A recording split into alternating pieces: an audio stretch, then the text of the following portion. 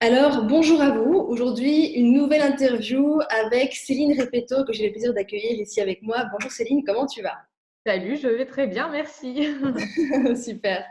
Donc Céline, toi en fait, tu es prof de yoga, tu es naturopathe et tu fais encore beaucoup de choses à côté que tu viens de me citer, que je te laisserai, si tu veux, expliquer. Ouais, Et donc du coup, tu as une chaîne YouTube qui s'appelle J'alimente ma santé. c'est ça.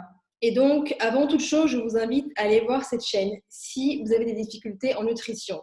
Si vous ne savez plus finalement ce que vous devez manger, si on vous dit de manger ça et puis de manger complètement autre chose le lendemain, d'être complètement perdu, allez voir la chaîne de Céline, J'alimente ma santé en un mot, parce que vous verrez le contenu qu'elle apporte qui est vraiment de grande qualité. Et c'est d'ailleurs pour ça que je voulais t'interviewer, Céline, parce que du coup, ça m'intéresse beaucoup ce que tu fais, hein, bien que je ne suis pas naturopathe ou euh, rien à voir avec la santé, en fait, ce que je fais, en tout cas en termes de nutrition, mais j'ai une valeur haute de santé, et donc voilà. Donc, j'ai voulu t'interviewer pour le sujet de la santé et l'alimentation. Alors, comment est-ce que tu es finalement arrivé à faire ce que tu fais aujourd'hui, être naturopathe, déjà? Et Mm. je te laisse te présenter si tu veux. Ouais. Alors, moi, en fait, je me suis intéressée à la santé depuis toute jeune parce que j'ai eu beaucoup de problèmes de santé moi-même. Je Mhm. pense que la plupart du temps, le meilleur sujet qu'on peut développer, parler, connaître, c'est un sujet qu'on a vécu souvent. Je pars toujours du principe que la plus grande difficulté qu'on a eue soi-même, c'est souvent ce qu'on a envie de transmettre après aux autres. Quand on est passé par quelque chose, par des difficultés, on a envie d'aider les autres aussi à trouver un chemin par rapport à la santé, à l'alimentation, etc. Comme c'est un domaine qui touche quand même beaucoup de gens, la plupart des gens ont envie d'être en bonne santé, de se sentir bien, d'être plein d'énergie. Et souvent, on va faire des erreurs qui sont soit inculquées par nos parents ou par le système, ou alors par des systèmes de croyances aussi que voilà, il faut manger peu pour maigrir, ou alors il faut pas manger ça si on veut pas être en bonne santé, si on veut être en bonne santé, ou alors il faut éviter ci et ça. Enfin voilà, il y a tellement de choses qui se disent tout et son contraire. C'est très difficile dans cette jungle d'alimentation et sur Internet et de s'y retrouver. Donc moi, on va dire que j'ai fait beaucoup d'expériences sur moi-même. J'ai étudié beaucoup de choses. J'ai plus de 800 livres chez moi où j'ai étudié, lu en long, en large, en travers, tout ce qui pouvait se dire sur l'alimentation, que ce soit des recherches scientifiques, que ce soit des médecins ou des naturopathes, des diététiciens, parce que chacun apporte un petit peu une pierre à l'édifice. Chacun aussi apporte son propre vécu. Donc c'est ça aussi qui est important, c'est qu'un livre, quand il arrive et qu'il est écrit, c'est souvent le vécu de la personne qui l'a écrit. Qu'est-ce qui s'est passé derrière, par quoi il est passé. Et donc lui, il va expliquer par quoi il est passé. Donc moi aussi, j'apporte aussi quelque part ma pierre à l'édifice et ce que j'ai vécu. Euh, et j'essaye d'expliquer aussi aux personnes qui sont dans des difficultés alimentaires comment on peut résoudre en fait ces difficultés, qu'est-ce qui s'est passé, pourquoi, quels sont les symptômes. Et je ne parle pas que d'alimentation parce que je me suis aperçue que l'émotionnel était énormément lié euh, à l'alimentation, que ce soit l'alimentation qui génère une émotion ou que ce soit les émotions qui génèrent une mauvaise alimentation. Il y a souvent les deux qui sont corrélés et qui sont interconnectés. Et donc, moi, dans mes programmes aussi, je vais accompagner des personnes où je vais parler des deux pôles, toujours de tout ce qui va être émotionnel et tout ce qui va être alimentaire. Donc, en fait, moi, j'en suis venue, si tu veux, à la base, c'était pour me guérir moi-même que j'ai fait toutes ces recherches. Qu'est-ce que tu Euh, avais comme problème de santé sans alors, indiscrétion? moi, j'avais beaucoup de problèmes de santé. En fait, j'ai eu de l'acné pendant très longtemps. J'ai eu des problèmes d'acné. Ensuite, j'ai eu un cancer. Ah oui. Ensuite, j'ai eu des soucis de fatigue, d'allergie chronique. J'avais des problèmes d'intestin. J'avais tout le temps le ventre ballonné, j'avais mal au ventre, j'avais souvent des soucis digestifs, j'avais beaucoup de vomissements, je digérais très mal. Donc, il y avait des aliments en fait qui passaient très mal. Et on va dire que moi, j'ai été, comme tout le monde, hein, vers la médecine traditionnelle, même si j'ai rien contre la médecine traditionnelle. Pour certaines choses, c'est très bien, mais pour d'autres, je trouve qu'ils ont un peu un facteur limitant. Ils ne vont pas aller chercher en fait le fond du problème. Et moi, je me suis tournée vers cette forme de médecine. Et pendant des années, j'ai tourné en rond à essayer de me soigner avec des médicaments. Sauf que j'ai jamais vraiment vu les résultats parce qu'on soignait mes symptômes, mais pas la cause. Et en fait, est venu petit à petit, parce qu'à l'époque où moi, je me suis intéressée à tout ça, il n'y avait pas Internet, il n'y avait pas les lectures qu'il y a aujourd'hui. J'ai 40 ans, c'était il y a 20 ans, même plus de 20 ans. Ça fait longtemps, les 40 ans. Ouais. Et du coup, si tu veux, moi, ça m'a perturbée parce que j'ai dû moi-même aller chercher l'information et me dire, mais attends, il y a un truc qui ne fonctionne pas dans mon corps, qu'est-ce que c'est? Pourquoi la médecine n'arrive pas à la régler? À l'époque, j'étais préparatrice en pharmacie, donc j'avais déjà fait mes études là-dedans, mais c'était dans du médical. Donc du coup, si tu veux, j'étais restée cantonnée au médical. Tu vois, j'avais que cette vision-là des choses qui étaient, bah voilà, c'est des médicaments, on est malade, on se soigne avec un médicament. Et j'avais pas la vision de, ah bah il y a autre chose qui existe. Ce qu'on met dans notre assiette et dans notre bouche a aussi un impact sur notre organisme. Tout ça, à l'époque, c'était pas vraiment comme aujourd'hui. Maintenant, c'est vrai qu'on en parle beaucoup plus. Attention, ce qu'on mange, la qualité de nos aliments, les combinaisons alimentaires, etc. Mais à l'époque, moi, on n'en parlait pas du tout. Mes parents n'ont jamais été sensibilisés là-dessus. Donc, moi, j'ai toujours mangé, comme tout le monde, on va dire, beaucoup de choses industrielles, des pâtes, de la viande industrielle, des gâteaux. Et donc, en fait, ça m'a rendue mais complètement malade. Et il m'a fallu des années, en fait, pour changer les croyances et puis tout ce qu'il y avait sur l'alimentation et puis le système médicalisé, trop surmédicalisé, d'antibiotiques, parce que du coup, j'ai fait beaucoup de cures d'antibiotiques pour régler mes problèmes, ce qui n'a fait qu'empirer ma situation au fur et à mesure des années. Non, mais c'est hyper intéressant, en tout cas, ce que tu expliques. Et du coup, tu es passé finalement d'un mode alimentaire, comme on voit de la plupart des personnes aujourd'hui, donc assez acidifiant, on va dire. Et tu es passé finalement à un mode cru, si j'ai bien vu ce que tu expliquais à la base. Alors, en fait, ce qui s'est passé, et c'est ce que je retrouve beaucoup dans l'accompagnement des personnes que j'ai en coaching, c'est qu'en fait, quand tu as un espèce de réveil comme ça, où tu te dis, waouh, ce que je mets dans ma bouche, ça a un impact sur ma santé, donc eh ben, je vais mettre que des choses ultra saines. Je vais retirer tout le reste. Il y a ce côté, en fait, de vouloir complètement se désintoxiquer de tout ce qu'on a mangé et d'aller vers du trop sain, en fait, si tu veux, vers du trop healthy, et de se dire, je cuis plus rien, je mange tout cru, je mange que des fruits et des légumes, c'est très bon pour la santé, du coup, je vais m'alcaliniser, je vais me faire du bien. Donc, ça part d'un bon sentiment, si tu veux, de se dire, je vais faire ça. En effet, au début, il y a un mieux-être, bah forcément, tu arrêtes toute l'alimentation industrielle, tu te sens beaucoup mieux. Et puis, très vite, en fait, j'ai vu les limites à ça. C'est-à-dire que mon corps, à un moment donné, bah, il n'arrivait plus à digérer le cru, c'était trop de végétaux, j'avais enlevé la protéine animale, je mangeais plus trop de gras, tu vois, j'avais éliminé en fait tout ce qu'on disait qui était mauvais pour la santé. Voilà, moi je me suis dit, ok, j'ai compris, ça y est, et je suis partie dans un extrême. Et j'ai beaucoup de personnes qui partent aussi dans des extrêmes. Et du coup, il m'a fallu Souvent du des gens temps. qui sont malades, c'est souvent des gens qui sont malades qui partent dans les extrêmes ou c'est Oui. Ouais, souvent, c'est que tu as une problématique et que tu veux la régler. Sinon, si tu n'as pas de problématique, tu ne te poses même pas la question et tu restes dans l'alimentation que tu as et puis ça va très bien. Mais au début, ça peut être de la curiosité pour certaines personnes, de dire bah tiens, c'est curieux, tiens, on va essayer. Bon, c'est assez rare, mais la plupart du temps, c'est que derrière, il y a un problème, il y a un souci, il y a un problème souvent de santé. Donc, c'est pour ça qu'on va s'intéresser. On va se dire, ah bah tiens, je vais commencer à regarder des vidéos sur YouTube, parce que des vidéos sur YouTube, il y en a plein, sur le crudivorisme, sur l'alimentation végétale, l'alimentation végane, végétalienne, etc. Donc, on va se dire, ah bah c'est sain. C'est vrai que quand on le regarde d'un œil extérieur, il y a une comment? contradiction qui est importante, hein. C'est ça aussi le problème, c'est qu'il y a beaucoup de contradictions dans ce qu'on nous propose en fait. L'un va te dire il faut manger tout cru et ça peut pas être autre chose. Va te dire que voilà l'alimentation, il faut avoir des produits animaux absolument, sinon tu tiens pas debout.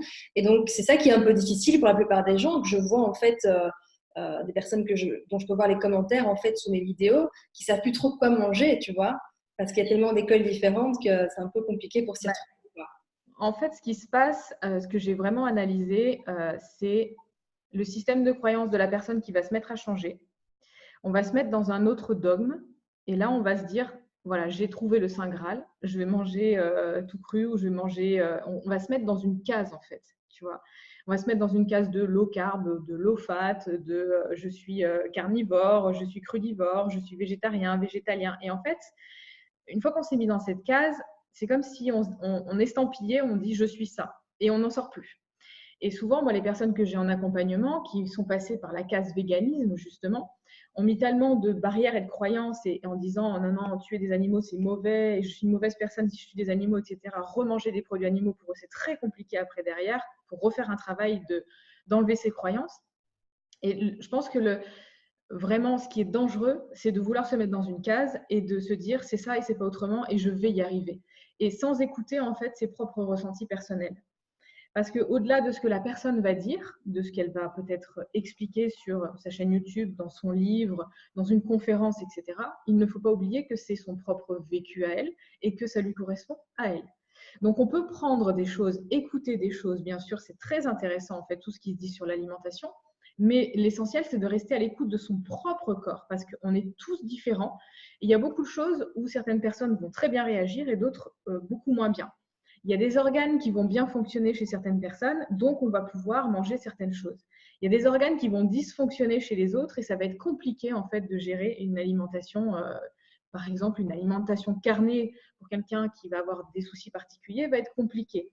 Une alimentation végétale pour quelqu'un qui va avoir un certain feu digestif va être compliqué. Donc il n'y a pas de vérité universelle. Et je pense que c'est ça en fait la difficulté, c'est qu'on cherche le truc, la vérité. Il faut chercher en fait sa propre vérité à l'intérieur de nous. Qu'est-ce qui me va quand je mange ça? Comment je me sens?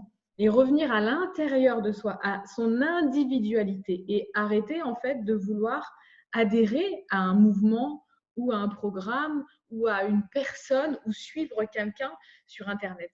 Parce que moi, par moment, on me demande souvent, tu vois, de faire une journée dans mon assiette. Qu'est-ce que je mange? Comment je mange? Mais c'est ce qui est adapté à moi et c'est ce que j'ai cherché pendant des années. Qu'est-ce qui me correspond à moi? Moi, Céline, tu vois, qui est 40 ans, qui fait du sport, je suis maman. Tu fais beaucoup de sport, il me semble. Hein. Ouais, je fais beaucoup de sport, je suis maman et c'est adapté à moi, à mes besoins et à l'instant T. Parce qu'il y a aussi les saisons qui jouent, il y a le climat, il y a l'endroit où on vit, il y a notre environnement, il y a aussi le côté social, parce que beaucoup de personnes aussi vont aller dans des dérives alimentaires et se priver du côté social. Et donc, c'est dommage parce que derrière, il y a des choses aussi qui vont agir au niveau des émotions. Et puis, il y a aussi comment vous avez mangé quand vous étiez enfant, vos ancêtres, comment ils ont mangé, qu'est-ce qu'on digère mieux et chaque personne est complètement différente. Et c'est ce que j'apprends beaucoup dans mes accompagnements et dans mes coachings, c'est l'écoute du corps en priorité. Tiens, on va essayer ça. Et puis, j'ai des questionnaires, j'ai beaucoup de choses pour aller apprendre à connaître la personne parce qu'on a tous des profils différents. On parle d'Ayurveda, des profils ayurvédiques, on va parler des profils des morphotypes. Il y a plein de choses à prendre en considération. Et tout ça fait que tu es une personne à part entière. Tu vas être cette personne-là qui a un besoin, qui est celui-là et qui ne sera pas le même que ton voisin. Et ça, souvent, on oublie et on veut trop faire pareil. Même les couples, par exemple. Je vois beaucoup de femmes qui disent à leur mari « mais mange des légumes, mange ci », alors que lui, il est réfractaire, il n'a pas envie de manger des légumes, il est bien avec sa viande et ses pommes de terre et tout lui va bien comme ça. Et ce serait suffisant? Ce serait suffisant, ça, une alimentation, par exemple, pour des personnes qui n'aiment pas forcément les légumes, qui n'aiment pas forcément les fruits. Est-ce que tu penses que c'est quand même… il ne risque pas d'avoir un manque de minéraux, par exemple, ou de vitamines, si on ne mange pas assez de fruits et de légumes tous les jours? Ça, c'est une question aussi d'individualité. Comment est la personne? Comment elle réagit à son alimentation? Parce que si tu apportes énormément de végétaux à une personne qui ne sait pas les utiliser, finalement, ça ne sert à rien. Tu vois, apporter beaucoup de vitamines par l'intermédiaire d'aliments et qu'on ne digère pas, ça ne sert à rien. C'est pour ça que la plupart du temps, quand les personnes viennent me voir aussi et on fait des régimes crudivores, sur le principe, sur le papier, je mange tout cru, c'est génial, il y a plein de vitamines, ouais, mais le cru irrite tellement mes intestins qu'en fait, mes intestins sont plus capables d'assimiler les vitamines. Donc, il faut trouver justement ce juste milieu, et c'est ce que je te disais. aller veiller en effet à ce qu'il y ait suffisamment de minéraux, de micronutriments, ce qu'on appelle, c'est hyper important parce qu'on a un besoin qui est quand même assez énorme de micronutriments, surtout maintenant, aujourd'hui, encore plus qu'avant.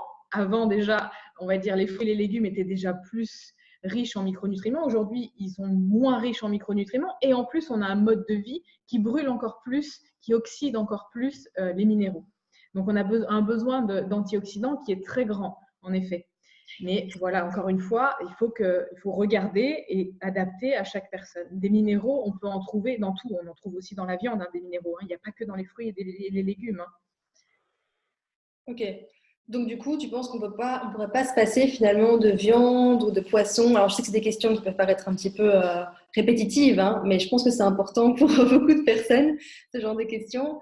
Parce qu'il y a effectivement aussi un problème éthique par rapport à la viande, tu vois, la Ouais. façon des animaux qui fait que voilà, on n'a pas forcément envie de contribuer à ça. Et au-delà de ça, on peut se poser la question, moi je me la pose, est-ce que vraiment on a besoin de manger de la viande? Est-ce que c'est naturel de manger de la viande réellement?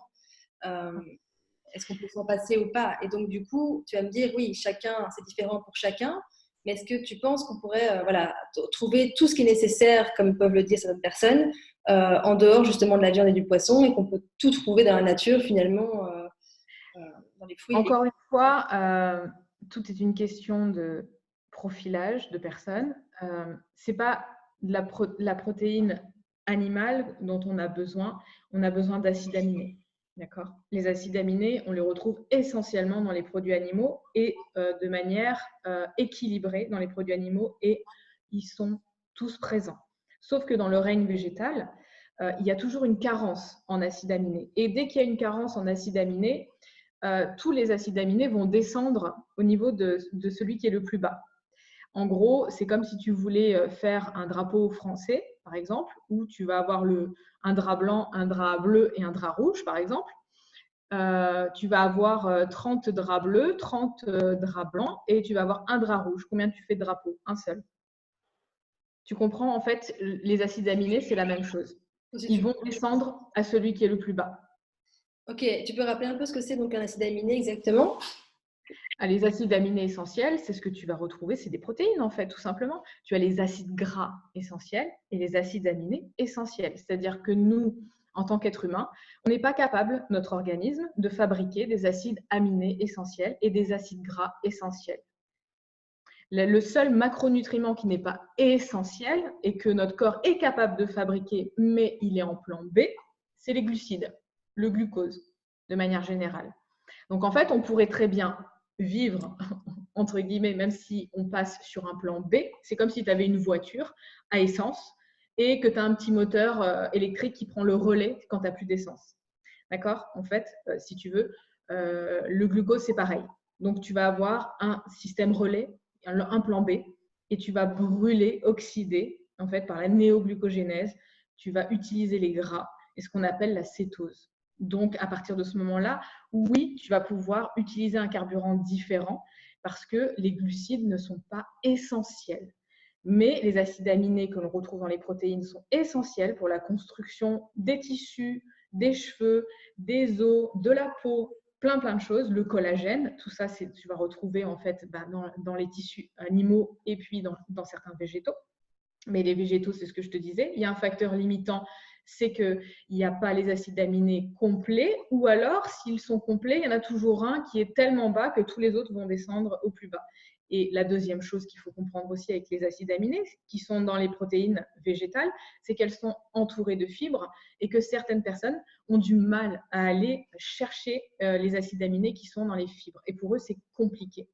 Donc voilà, il y a des personnes qui vont avoir besoin de chair animale. Sans ça, ils auront du mal, ils seront fatigués, ils auront faim tout le temps parce qu'il y a des feux digestifs aussi qui ont un besoin accru en fait de protéines et surtout de protéines animales pour calmer aussi cette sensation de faim. Donc, j'ai beaucoup de personnes, par exemple, qui ont des troubles du comportement alimentaire, qui vont se jeter sur tout et n'importe quoi et sur du sucre notamment. Du coup, souvent, c'est une carence, soit en acides gras essentiels, soit en acides aminés, soit il n'y a pas assez de protéines. Donc, on refait, en fait, on va chercher et on rééquilibre un petit peu toute l'alimentation. C'est une question d'équilibre. D'accord. Et du coup, par rapport au lait et au gluten, qu'est-ce que tu en penses?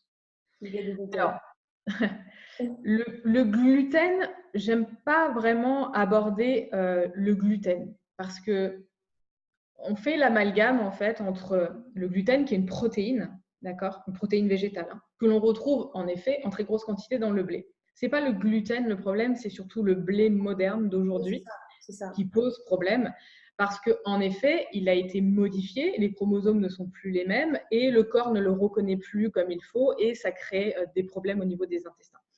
Donc, c'est pas le gluten en lui-même, Est-ce c'est que ça surtout crée des problèmes chez tout le monde, par exemple? Parce que du non. coup, il y a des gens qui ne sont pas sensibles apparemment à ça, sauf s'ils ont la maladie cœliaque, donc là, c'est 3% plus ou moins de la population. Mais sinon, il y a beaucoup de gens qui ne ressentent rien, hein, j'en fais partie d'ailleurs, je peux en manger sans rien ressentir. Mais apparemment, qu'on ressente ou pas, ça fait quand même de la colle dans l'intestin, quoi, apparemment. Il y a toujours, bien sûr, des résidus, mais après, c'est une tolérance et aussi, c'est quel seuil, en fait, de tolérance. Il y a peut-être à un moment donné où, ben, voilà, la tolérance, elle sera plus comme il faut. Et puis, après, tout dépend la quantité qu'on va en manger, à quelle fréquence, Oui. quel type de blé aussi, comment il est fabriqué, est-ce qu'il est blanc, est-ce qu'il est bleuté, est-ce que c'est du gluten vital rajouté? Est-ce que c'est plutôt du bio qui est pas raffiné, qui est complet? Il y a plein de choses en fait qui peuvent intervenir dans Mhm. Et le d'après blé. toi, quelles seraient les conséquences du coup d'un mauvais gluten, donc d'un gluten, on va dire, moderne? Quelles pourraient être les conséquences? Parce que les gens ne savent pas trop ça, tu vois. C'est aussi effectivement un peu une mode, on entend souvent sans gluten, sans ceci, sans cela, et beaucoup de gens suivent ça sans réellement finalement comprendre ce qui se passe derrière, quelles sont vraiment les conséquences Ouais. par rapport à ça, et j'ai l'impression que c'est pas très clair, quoi. Bah, la grosse erreur déjà, c'est quand on enlève le gluten, on enlève quand même beaucoup d'aliments, c'est-à-dire on va enlever le pain, les pâtes, euh, enfin, les biscuits, etc. Et tout ça, souvent, on ne le remplace pas. Ce qui fait qu'on enlève énormément de glucides, et les glucides, c'est quand même le carburant de notre organisme. On a besoin de glucides pour fonctionner, hein. C'est d'abord le cerveau, on a besoin de 140 grammes par jour au minimum. Et après, si on fait du sport, si on est actif, etc., même pour réfléchir, pour plein de choses. Et puis, il y a beaucoup d'organes qui sont glucodépendants. Donc, supprimer les glucides, déjà, c'est une grosse erreur. Et quand on enlève le gluten, souvent, on ne le remplace pas. Et donc, ça fait une grosse charge de glucides en moins. Et souvent, les personnes se retrouvent épuisées d'avoir enlevé le gluten. S'il y a eu un problème de santé, en effet, c'est bien d'enlever le blé et de le remplacer par autre chose. Donc, on peut le remplacer par d'autres produits pseudo-céréaliers qui n'en contiennent pas. On a aujourd'hui des flocons d'avoine sans gluten, le quinoa qui n'en contient pas. On peut prendre des pommes de terre et des patates douces, mais il faut remplacer ces glucides qu'on a enlevés. Ça, c'est hyper important. Parce que du coup, ça fait une charge énorme en moins en glucides. Et si on n'a pas de problème particulier, on peut essayer de se tourner plutôt vers des formes anciennes de blé dans ces cas-là pour limiter, on va dire, les dégâts peut-être sur le long terme. C'est-à-dire, on va aller vers du petit épeautre, qui est un blé ancien, qui n'est pas modifié. On peut aller vers du camut, par exemple. Il y a de l'orge aussi qui est très bien et qui est très bien toléré. Pourtant, ce sont des produits qui contiennent du gluten, mais qui posent beaucoup moins de problèmes chez certaines personnes. Donc déjà, elles peuvent essayer de remplacer plutôt que de retirer complètement et de pas du tout remplacer, de remplacer par des pseudo-céréales ou éventuellement des céréales anciennes euh, qui peuvent très bien faire l'affaire pour certaines personnes et puis ça leur va très bien. Ok, super, super intéressant. Et du coup, est-ce que tu aurais un petit peu des conseils pour avoir, je dirais, une journée type, on va dire encore une fois, c'est très large comme question, parce que tu vas dire ça Ouais. dépend des personnes, mais qu'est-ce qu'on pourrait, par quoi on pourrait commencer le matin, déjà, pour bien démarrer la journée pour la plupart des personnes, on va dire. Ouais. Alors, il y a plusieurs types de profils. En fonction de la tolérance aux glucides, parce qu'il y a des personnes qui ont des soucis au niveau du pancréas, qui tolèrent très mal en fait les glucides dès le matin. Souvent, c'est une erreur en fait de commencer par un petit déjeuner très sucré français, jus d'orange, croissant, pain blanc. Ça fait une grosse charge glycémique. Alors, au début, quand on est enfant, c'est pas trop grave parce qu'on arrive plus ou moins bien à gérer les sucres. On est plein d'énergie, on n'arrête pas de bouger, on a un pancréas qui est en bonne santé, c'est super. À force de générer beaucoup de pics de glycémie, très haut, très fort, beaucoup de charges glycémiques dès le matin, on va perturber le pancréas et on va se retrouver avec des syndromes métaboliques. On peut, voilà, c'est du diabète, diabète de type 1, diabète de type 2. on va avoir certains types de problèmes. On peut aller aussi vers des maladies d'Alzheimer, des choses comme ça. Voilà. Donc, en fait, dès le matin, il faut éviter en fait, de faire des pics de glycémie qui sont trop forts, trop élevés. Ouais, le petit déjeuner à la française, tu vois, il faut éviter trop de charge glycémique dès le matin. Donc, il faut rester quand même dans un certain équilibre. On a besoin de protéines le matin, c'est important, de lipides et de glucides. On a toujours besoin normalement des 3 macronutriments. Mais il faut faire attention en fait à pas trop charger en sucre dès le matin parce que c'est compliqué à gérer pour l'organisme de tout de suite donner un pic de sucre dès le matin. Donc, il vaut mieux aller vers des sucres AIG plutôt bas le matin avec des fibres pour tenir toute la journée, on va dire jusqu'à midi, sans avoir de fringales. Mais je dis toute la journée parce qu'en fait, si dès le matin, tu commences avec beaucoup de sucre, avec une grande charge glycémique très élevée, en fait, tu perturbes ton organisme pour toute la journée. Et toute la journée, il y a des envies de sucre, des craquages, tu vois. Et puis, en fait, tu sens que ta journée, elle est vraiment instable. Et après un petit déjeuner très, très sucré comme ça, souvent tu piques du nez. À 11h ou à 10h, tu es comme ça, tu t'endors et tu as envie de manger quelque chose parce qu'il faut recharger. En fait, ça fait vraiment tu vois, tu as un pic de glycémie qui est très haut et puis après, ça redescend très, très bas. Et du coup, tu es presque en hypoglycémie et là, il faut rajouter du sucre. Et en fait, toute la journée, tu vas faire ces espèces de vagues comme ça où tu vas être en hyper, en hypo, en hyper, en hypo. Et c'est ce qu'il ne faut surtout pas faire. Et dès le matin, c'est problématique. C'est ça. Donc, du coup, on pourrait dire quoi? Quelques fruits le matin, quand même, pour bien démarrer avec. Ouais, alors, certaines personnes qui supportent bien de manger des fruits le matin, pourquoi pas. Ça peut être des petits déjeuners salés aussi. Moi, j'aime beaucoup quand les personnes font des petits déjeuners salés, surtout s'ils ont tendance à avoir des problèmes avec leur glycémie. Voilà, ça peut être des pancakes avec un peu de fromage ou du jambon. Ah bon? Ah bah oui, dès le matin, oui, il y a beaucoup de petits déjeuners salés qui se font comme ça. Mais il y a du lait dedans, du coup. Le lait, c'est pas grave, finalement? Alors, le lait, c'est en fonction de la tolérance de chacun. Encore une fois, ce n'est pas le lait qui est mauvais, c'est la fabrication du lait. Et le fait de l'avoir chauffé à très haute température fait qu'en fait, c'est plus du lait, quoi. C'est un liquide hyper chauffé qui est devenu toxique quasiment. Donc, Et les c'est sûr hormones que de croissance aussi. les hormones de croissance, les antibiotiques que tu retrouves dans le lait, tout ça, ça n'a rien à voir. Il faut remettre les choses dans leur contexte. Il y a lait et lait. Il y a un lait cru qui vient de sortir du pis, qui est très bon pour la santé, qui est vraiment super, qui n'a pas été une vache qui a pâturé de l'herbe, etc. Et un lait UHT qu'on retrouve en brique comme ça et où il n'y a plus rien dedans. La vache, elle a mangé, elle a été stressée, elle a des hormones de croissance. Là, c'est pas bon du tout. C'est clair que c'est pas la même chose. Donc, encore une fois, il y a la tolérance aussi au lactose. On est tous différents là-dessus. Il y a des personnes qui digèrent très bien le lactose, qui ont suffisamment de lactate en fait pour digérer le lactose, et il y en a qui en ont beaucoup moins. Si on va peut-être dans les pays africains, etc., c'est pas une population qui a énormément de lactate. Ils ont du mal en fait à digérer. Nous, Européens, on est plus ou moins adaptés quand même à la digestion du lait. D'ailleurs, on en consomme quand même assez régulièrement. Hein. Moi, je suis Voilà. intolérante, hein, personnellement. J'évite. Comment? Je suis intolérante au lait de vache. Je Ouais. sens hyper nue, c'est pas bon pour moi, mais bon, après, on est tous effectivement différents. Voilà, il faut voir les réactions. Si en effet il y a des réactions inflammatoires, d'éternuement ou du mucus dans le nez ou des choses comme ça, là c'est sûr qu'on peut se dire ah bah non ça va pas, c'est pas fait pour moi. Et après ça peut être une réaction en chaîne qui est due justement à une irritation intestinale qui fait que les molécules vont passer la barrière intestinale et va créer en fait des réactions allergiques.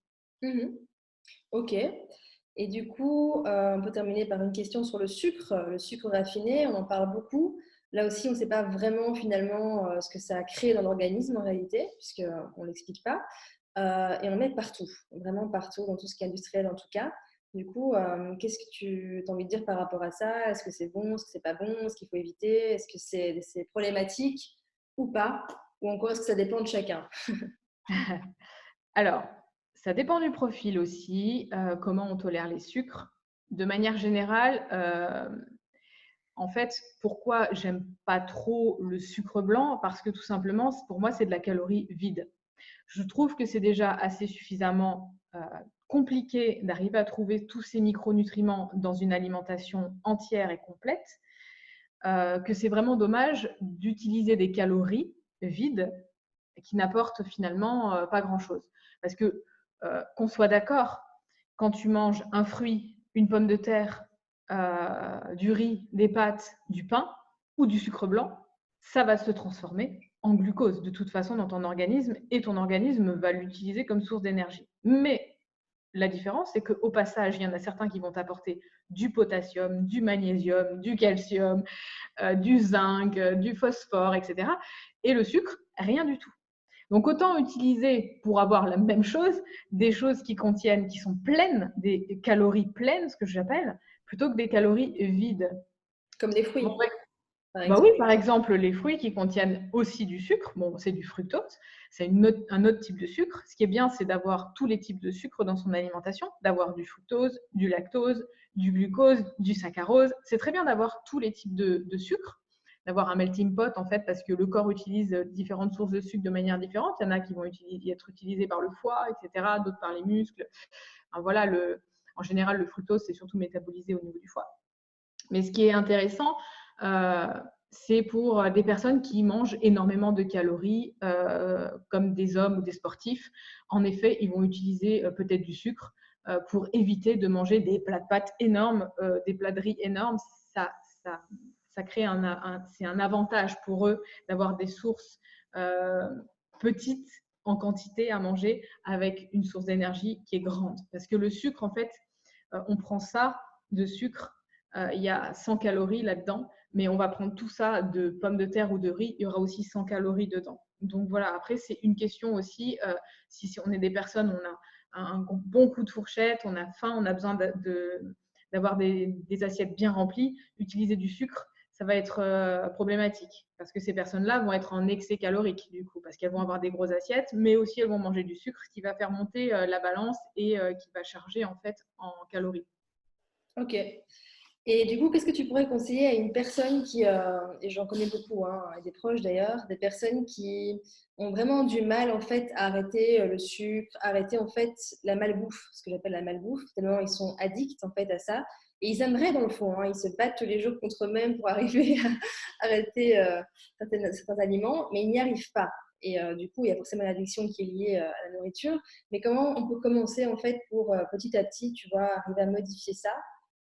C'est vraiment Alors en fait, déjà, je retirerai pas des choses. Moi, souvent, ce que je fais, c'est que j'ajoute, c'est-à-dire que on garde l'alimentation industrielle pour le moment et on ajoute un peu plus de fruits, un peu plus de légumes par-ci par-là. On va essayer de manger en priorité et on mangera quand même son truc et au moins il n'y a pas d'interdit. Parce que quand il y a un interdit, souvent le corps il va à l'opposé. Ah, c'est interdit, donc j'y vais 3 fois plus. Tu vois. Donc déjà, en fait, c'est de rééduquer petit à petit la personne à mettre un fruit par-ci, un fruit par-là, et puis un peu de légumes par-ci, un peu de légumes par-là. Et tout doucement, petit à petit, par exemple, si elle avait l'habitude de manger un burger, c'est d'enlever le steak industriel et de le remplacer par un steak de meilleure qualité. Peut-être d'enlever le pain de mauvaise qualité, le pain qui est bourré de sucre et tu vois, les pains à burger. Et puis de faire peut-être d'aller prendre un pain au levain, un pain complet de meilleure qualité. Et pareil pour les sauces qui y a à l'intérieur, peut-être éviter toutes les sauces très sucrées et faire nous-mêmes une sauce, tu vois, à base d'huile d'olive, avec des épices, etc. Et petit à petit, en fait, remplacer, entre guillemets, ce qui était industriel par la même chose, mais de bonne qualité. Ok. Et rajouter dans son alimentation des fruits, des légumes, des aliments qui sont riches en micronutriments et essayer de placer des poissons gras un peu partout qui va faire aussi une grosse différence. Ok, parfait. Et du coup, comment est-ce qu'on peut savoir où est-ce qu'on en est au niveau de ces carences, etc. Est-ce qu'une prise de sang classique peut donner des bons indices par rapport à ça? Comment on fait pour voir où ouais, les carences? Ou les... Bah, déjà, en comprenant un petit peu le passé alimentaire de la personne, on peut savoir où sont les carences. Si c'est une personne qui a mangé très industriel, Souvent, il y a des carences en oméga 3, par exemple. Ça, c'est ce que je retrouve assez régulièrement parce qu'on va manger très gras, mais c'est du gras trans, c'est des oméga 6. Et du coup, on va créer une grosse carence en oméga 3. Et là, en effet, souvent, quand c'est des personnes qui arrivent d'une alimentation industrielle, on essaye de complémenter ou alors d'ajouter beaucoup d'oméga 3 dans l'alimentation. On regarde aussi au niveau du potassium, parce que souvent, l'alimentation industrielle, elle est très pauvre en potassium. Le potassium, c'est quand même un élément qui est important.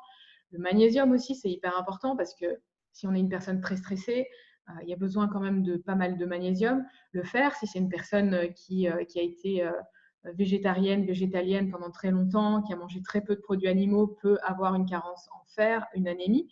Tout ça, on peut le voir aussi dans une prise de sang, mais il y a certaines choses où on ne peut pas voir.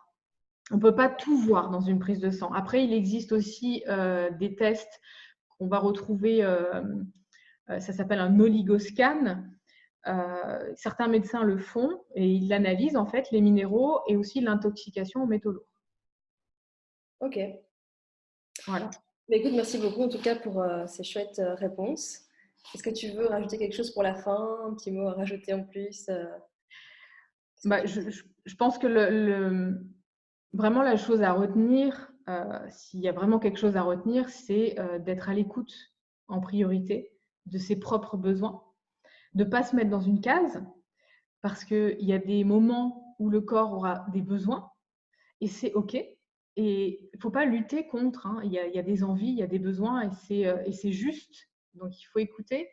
Il faut prendre en considération vraiment la personne dans son entièreté, qui elle est, son passé, comment elle a mangé, son profil. Tout ça, c'est hyper important. L'endroit où elle vit, ses antécédents, ses ancêtres. Tout ça, c'est à prendre en considération. Et je pense que, en fait, on devrait tous. C'est un peu comme nos empreintes digitales. Tu vois, on a tous des empreintes digitales qui sont différentes. Et l'alimentation, c'est pareil. On doit chacun, en fait, avoir une alimentation qui nous correspond et qui ne sera pas identique à celle du voisin. C'est vraiment très individuel et on va dire que le gros truc que moi, j'incite vraiment dans mes accompagnements, c'est l'écoute du corps. Et j'apprends ça. Il se passe ça, ok, et j'explique. Tu vois, quand il y a quelque chose, le corps parle. Il faut déjà apprendre à l'écouter. Souvent, on est fermé au niveau de nos émotions. On ne sait pas. On est trop pris par notre travail, par le métro, par les enfants, le truc, le machin. Et puis au final, on n'est plus du tout dans l'écoute de soi, du corps, de nos besoins, de nos émotions et de ce qu'on ressent. Donc je dirais vraiment revenir à soi, quitte à faire de la méditation peut-être pour apaiser le mental, pour revenir à qu'est-ce que je sens dans mon corps, qu'est-ce que ça me fait quand je mange ça, comment je me sens, même à tenir un petit carnet. Moi, j'incite beaucoup les personnes justement à tenir un carnet. Tiens, après tel repas, comment tu te sens?